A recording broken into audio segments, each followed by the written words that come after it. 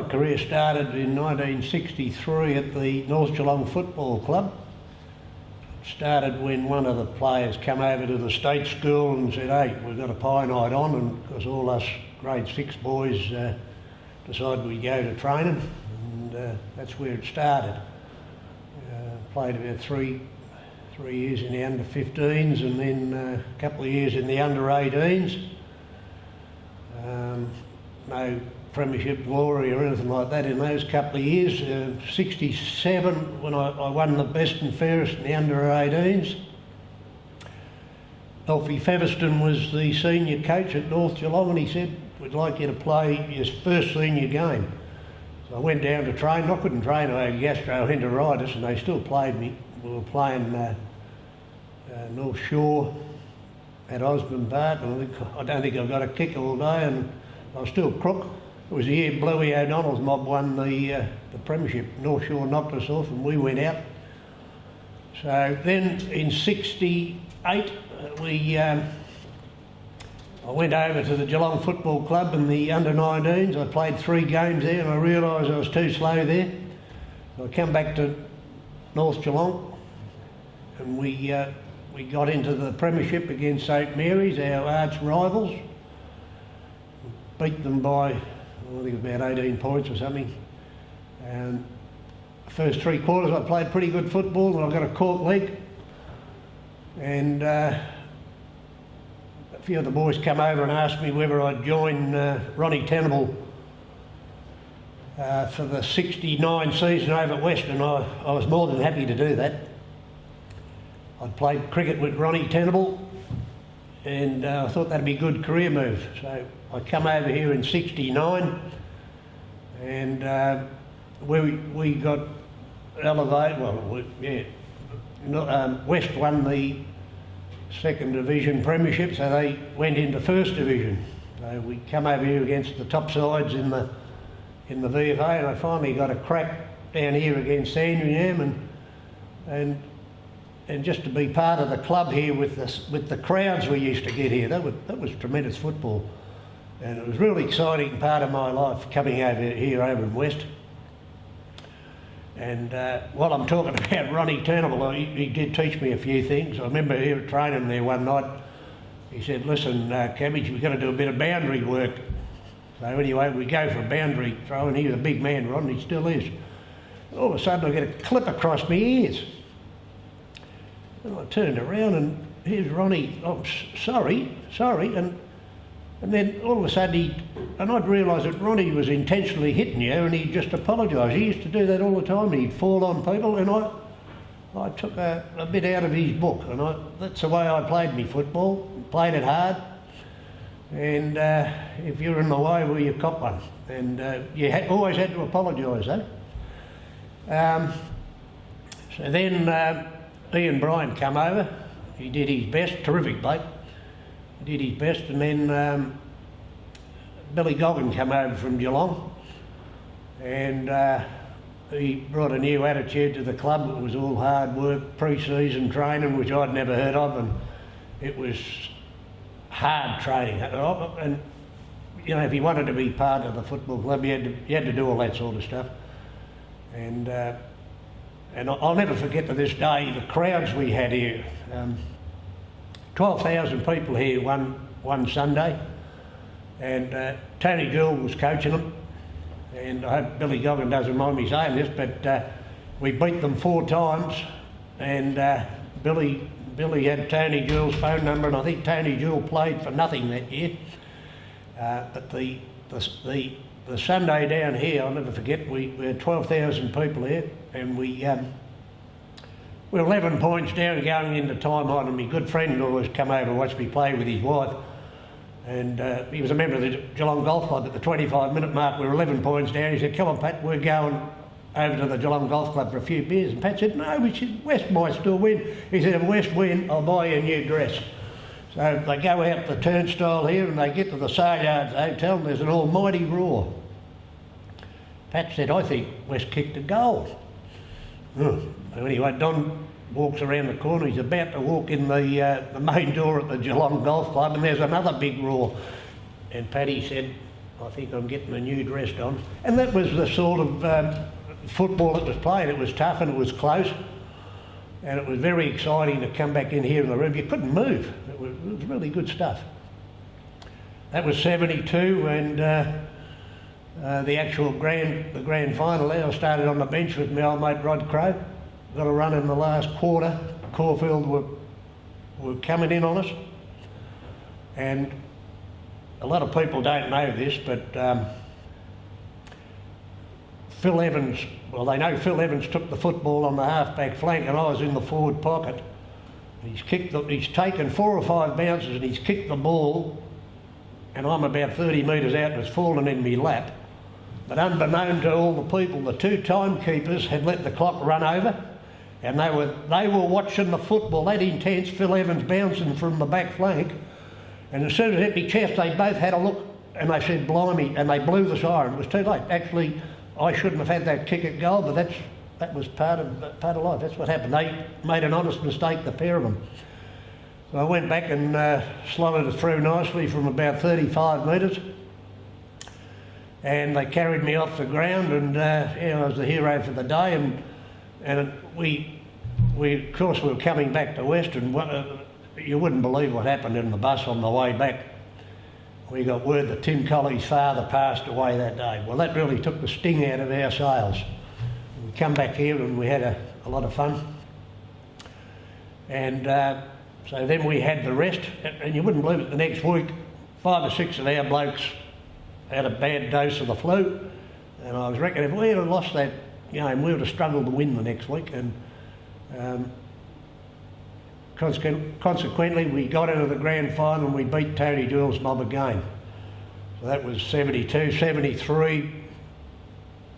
73, I did a pre-season here. Billy Goggin was here. He said, I think I've got a spot for you, a permanent spot for you, Cabbage, at centre half forward. He said, well, I've got to get you to do a time trial for 100 metres. So anyway, he set me off. I think I did about 15 and a half seconds. That was about the end of my career over here, and all the Geelong players started filtering in, and Brucey Hudson across the road decided he'd make a career move. He bought the hotel at Meredith in 74. I got invited to go up there as assistant coach. We played, we were the Swans over there. I liked the connection with the red and white. I think we won 1 game for the season. I won the Marcus Whelan medal for the best player in the Ballarat and Bacchus Marsh League. John Northey scouts come down and watched me play one day down at Sebastopol. I think I kicked 6. And he said, what we'll do, he said, we'll get you to play in 74 for Redan, but what you've got to do is play 3 matches on a Sunday to qualify. So I did that, and we got into the finals out at the Eastern Oval, and I ended up breaking my finger there in the mud. It was that wet and muddy over there, so I didn't play in the finals there. 75, I played the full season at Redan under John Northey. We won the premiership. We're in front all day. East Ballarat hit the front with about 3 minutes to go. Doc Epper come off the bench after attending a kid who fell out of a tree. What a day he had. He was 40 metres on the wrong side, and we were behind, and he kicked a goal, and we won the premiership. That was another sensational day. And after that, I thought, well, travelling back to Ballarat was not a good move every Thursday and every Saturday, and Barwon decided they wanted me to play there. Gary Homer was a coach over there. Had a few coaches, Johnny Farrell and Glenn Bowe was the last one. We played 3 years there trying to get a premiership, but we got as far as the West Oval in a semi-final against St Mary's, but we weren't good enough. And I decided to move back to North Geelong in 79. Went back to 79 under Kevin Hayden, won the best and fairest there at 29 years of age. We dropped away the next year and at North, and Lara wanted a coach. So I went over there in '81, coached them there, couldn't quite make the finals, and that just about wrapped up my career. I decided I'd had enough. I started playing the man a bit, which wasn't my style. So I hung up the boots in '81. Ruckman, 6'3¼ inches, I believe. Not that now. And then, I come over to West. Of course, I wasn't big enough for that, and I started playing centre forward. I was a spare parts man over here. Centre half back got injured or whatever, I'd play centre half back. I even played full back on Frosty Miller one day. But yeah, centre half forward and a bit of a run on the ball. That's basically where I used to play. And if the trophies were given out, I used to get the most determined award most times. So yeah, I'd always have a crack. That's basically the way I played my football till the end. A lot of people ask me where I got the nickname Cabbage, and it's not a long story, but I used to be Cabbage's little brother. It was my brother's nickname. And I'm sure he won't mind me saying his ears were probably just a little bit flappier than most people's. And I was, look, they'd say, there's Cabbage's brother. And as I grew a bit older, they all called me Cabbage, and right through my career. That was it. That's how I got it. One of the toughest blokes I played against was Big Bob Johnson, the big backside. And I remember Billy come up to me, he said, look, he said, you're not far from a recall in the side. He said, I'm going to give you the job of addressing the players before the game.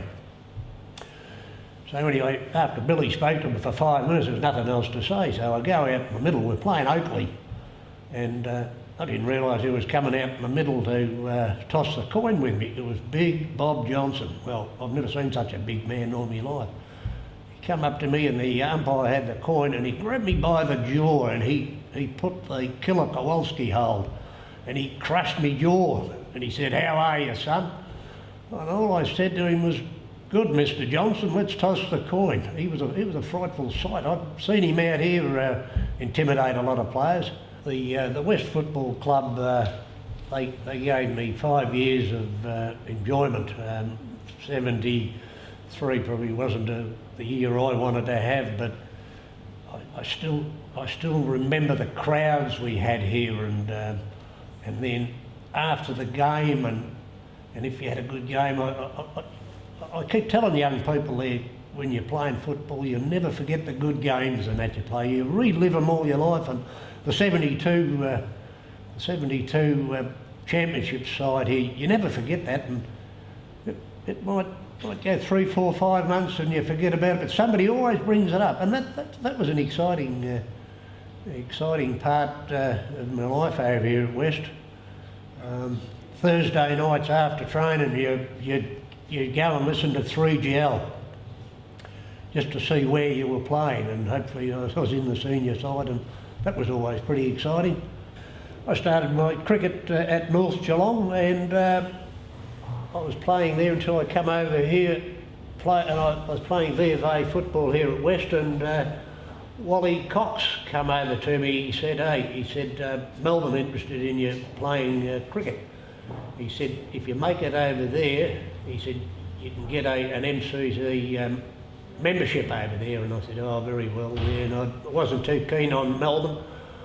And Footscray approached me after a country week session at the MCG. We were playing a grand final there. I think I got 6 wickets on the MCG, and Footscray said, well, you'll do us. So I went over to Footscray there in '69, and played there for a few seasons with some great cricketers there. Kenny Eastwood was the captain coach, yet to play a game for Australia, but that wasn't far away. And we had Les and Graham Jocelyn and Johnny Sharp. Alan Hurst ended up coming along, and I think there was quite a few good cricketers there. And I do remember possibly my best game was against Richmond on a Melbourne Cup day. I've picked up 8 wickets. There was 1 run out, and I needed another wicket to get the best performance for Footscray in the first 11 of all time. And you wouldn't believe it, the best catch in the side, Johnny Sharp third slip, he dropped a soda.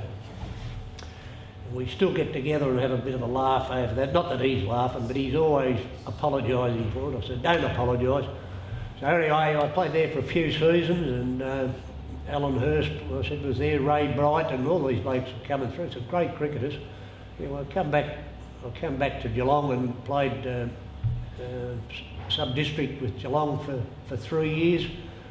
I got selected in the early 70s there to play a country side against the Indians. My claim to fame was Sonny Gwfc, court-martialed bowled Andjelkovic for a duck. I've still got a bit of a snippet in the men's room at home, just to show people. You've given your heart to get here, and your soul to get it right. You can take 'em boots and all, but it's sure gonna take a fight. When you spend all week getting to your peak, you're gonna have your say. You bet.